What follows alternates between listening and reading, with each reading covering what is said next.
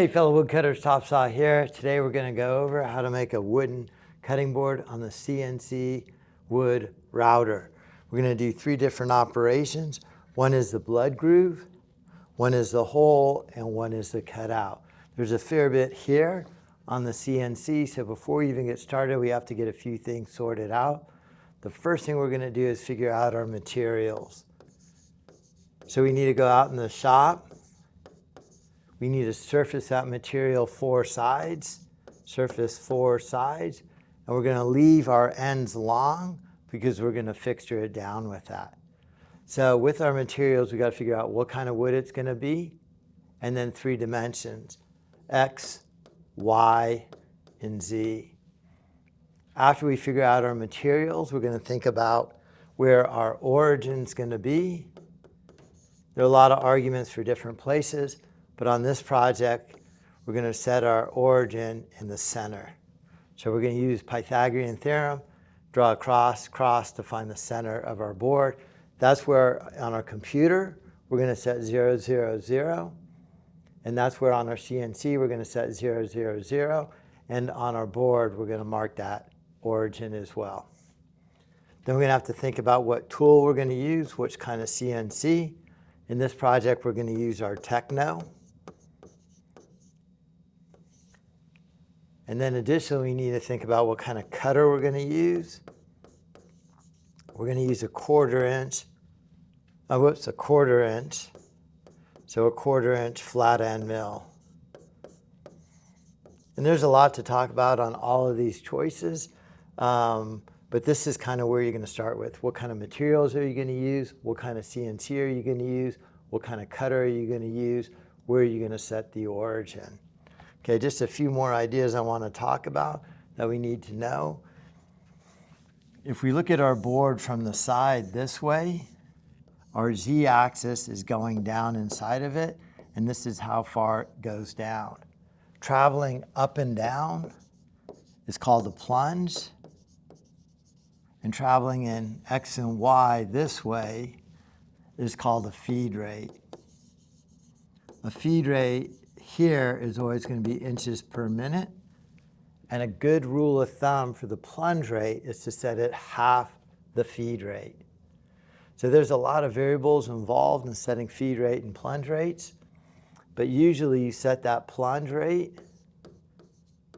Plunge is about 50% of the feed rate. Okay, so we have feed rate traveling in X and Y, plunge rate traveling in Z. In addition to knowing those 2 feeds and speeds, we have the speed of the router itself. That's going to be in RPM, revolutions per minute. You set that at like a 12,000 RPM. Then we also have another thing too, which is called depth of cut. How far down we put that cutter into the board on a single pass. We are using a 1/4 inch flat end mill. And if I just stick that thing all the way down there, no matter how slow I go, I'm going to break it. And if I don't break it, I'm just going to start bending it a little bit and getting a really bad cut. So a good rule of thumb for your depth of cut, so that's depth of cut, is less than the diameter of the cutter. So if my board is 3/4 inch thick, then I'm going to want to do 3 passes. Because my cutter is a 1/4 inch flat end mill, the maximum I could go down is 1/4 on one pass, 2/4 on the second pass, 3/4 on the third pass. So I might set my feed rate maybe to 200 inches per minute, my plunge rate to 100 inches per minute, my depth of cut to a 1/4 inch. And those are kind of my maximums. If I'm nervous that I'm going to break my bit or damage my board, then I'm going to slow things down. I go a slower feed rate. I could go less, maybe 0.2 and do 4 passes. So once I set my depth of cut, that's going to determine how many passes to cut the whole project out. All right, so that's a little bit about the tool pathing. And again, really where we want to start with your materials, start where you're going to set your origin, what CNC are you going to use, and then what cutter are you going to use. And then from there, that's going to determine a lot of these parameters. I have one more important parameter to put in there too. We have direction of travel for that CNC router. My cutter could be on the left side of it. That would be called left hand compensation. My cutter could be right on top of it, no compensation. Or my cutter could be on the right side of it, right hand compensation. And if you think about a board like this and you draw a line on it, what side of the line does the blade go? Well, it depends on where's your scrap and where's your part. If this piece is what you're keeping and this is your scrap, then your blade goes over here, so your sawdust comes out of your scrap, not your part. That's the same on the CNC router. You know, if this is your part, then you want the cutter outside of your part. So when you cut your cutting board out, you want your cutter outside of it. But when you cut your hole out, you want the cutter on the inside of it. And then on your blood groove, we're just going to run it down the center line. But we got to remember it's a 1/4 inch bit. So if we're running it down the center line, we're going to cut an 1/8 inch to the one side of the line and an 1/8 inch to the other side of the line.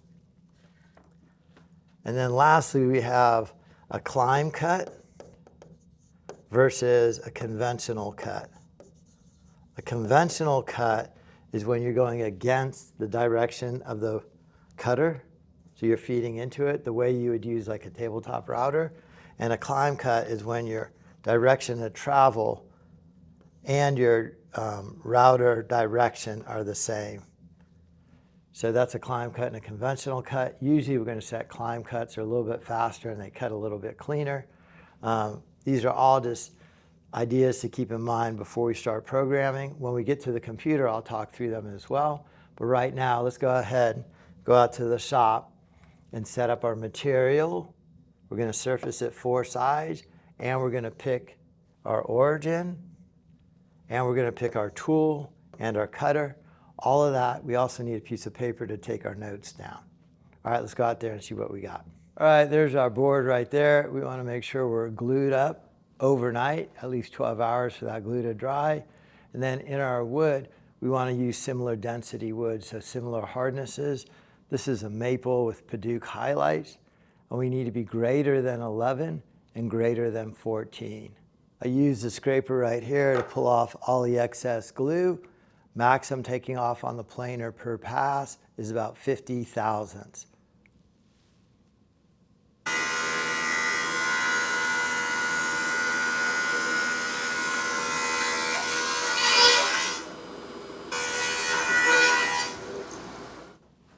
Now I'm surfaced both sides. So I'm surfaced 2 sides. This side is straight. I checked it on the steel table top, and now I'm going to guarantee this side is parallel.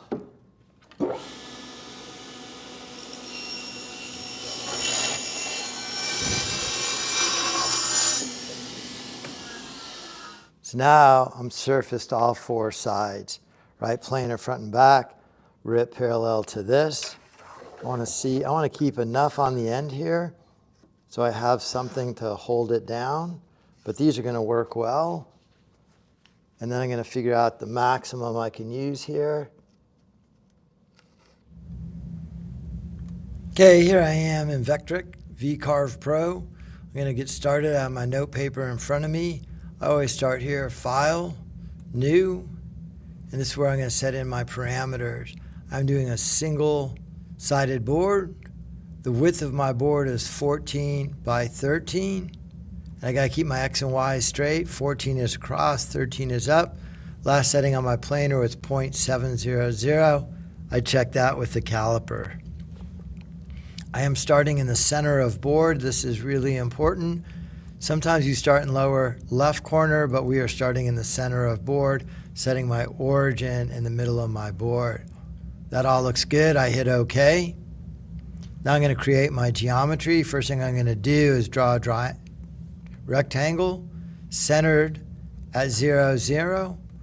I want radius external corners. My board that I'm making is 14 by 12. I hit create. There's my cutting board. little more geometry. I'm going to go over to create a circle. I want that circle centered at 5, 4, 5 over 4 up. That is going to be equidistant from the outside edge, say 1.5 inch diameter. I hit create. There's my circle. I feel like it's a little too close in. I want to move it further up. Let me go over 1/2 inch and up an additional 1/2 inch. You try that. Yeah, that looks better, so I'm going to do that. And I'm going to select this circle and delete it. Next, I'm going to do my blood groove. I'm going to do that with an offset. I have to select what I want to offset. I'm going to offset that. I want to offset it inwards 1 inch, and I hit offset. I'm going to do one more offset of that circle. Again, the offset button right here. I am offsetting this circle. It is going outwards 1 inch, and I hit offset. I like the way all of that looks. My geometry is pretty much all done. I just need to edit some of my geometry. I'm going to trim using the scissors here this circle off and these lines off. I could delete these lines inside there or trim them. So there's my blood groove. A couple of things I want to do. You look when you click on the outside of the board, the whole thing is dotted. It is a single vector. Same with that circle, it is a single vector. But this blood groove has a stop point there, and it's 2 separate vectors. So what I want to do right here is I want to select one part of them and the other part. And I want to connect those vectors or close those vectors. I hit this button right here. And then now when I click on one, the whole thing is dotted. So that's good. And then lastly, I'm going to put fillets right here. Let's do a 2-inch fillet. That's kind of big. I think we'll just do a 1-inch fillet to get them all a match, a normal fillet. As I get closest corner, I get the check mark. Get the check mark. And I get the check mark. Now I'm all done. That's my geometry portion. My geometry is all done. Now I'm going to go to toolpath. Up in the right-hand corner up here, I hit toolpath. That little tack is going to hold that bar there. Order of operations is really important here. I have to do the blood groove first, then the hole cut out, and then the part cut out.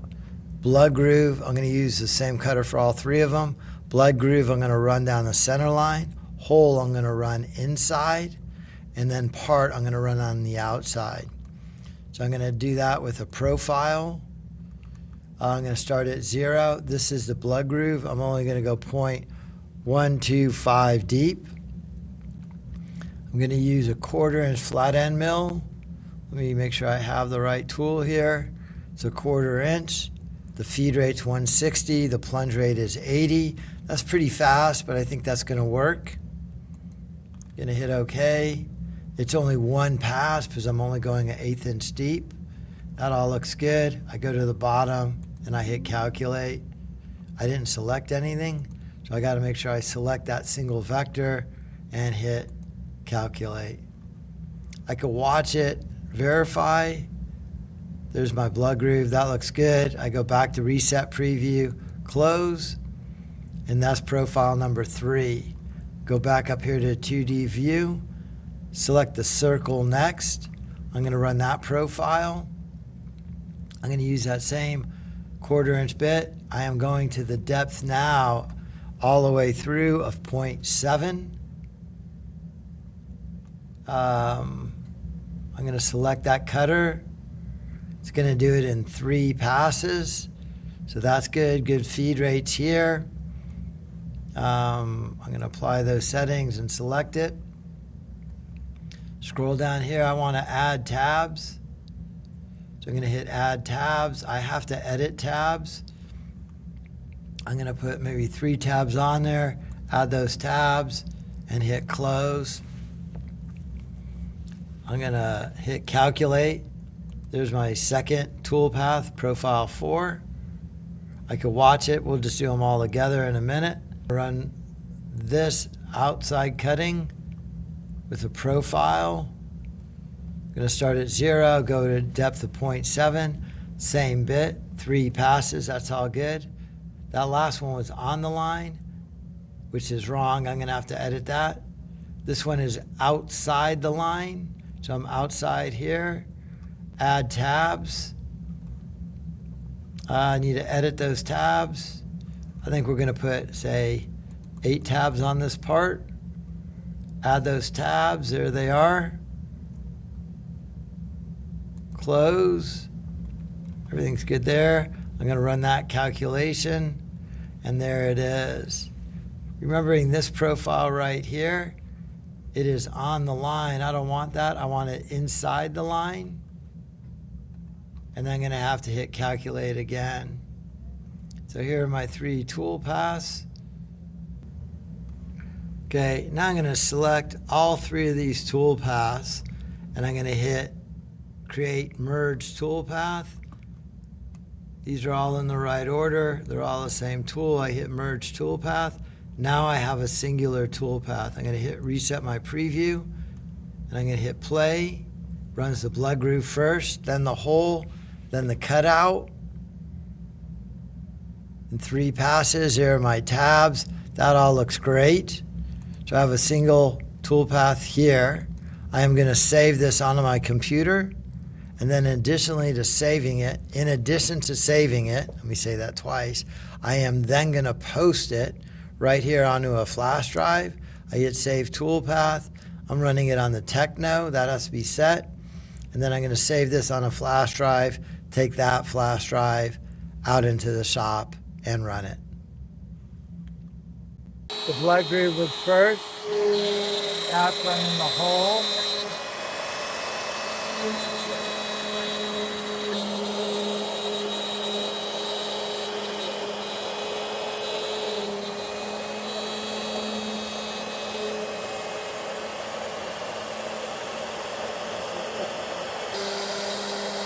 Next pass.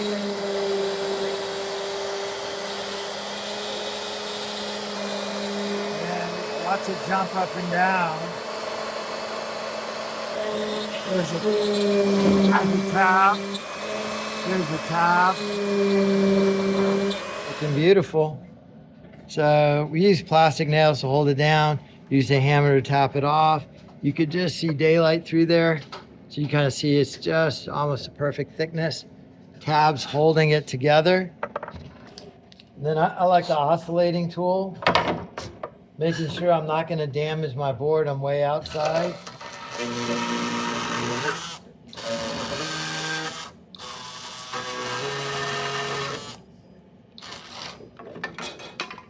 So that's how I cut my tabs off.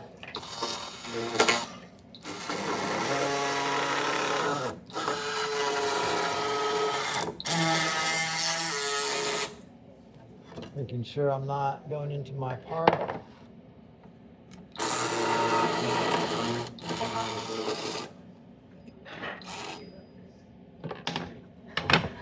And then we'll use a flush trim router bit to clean up these edges. Same on here. Sand, oil, good to go. There it is, rounded over the corners. A little bit of sanding, a little more sanding, and some oil. Done.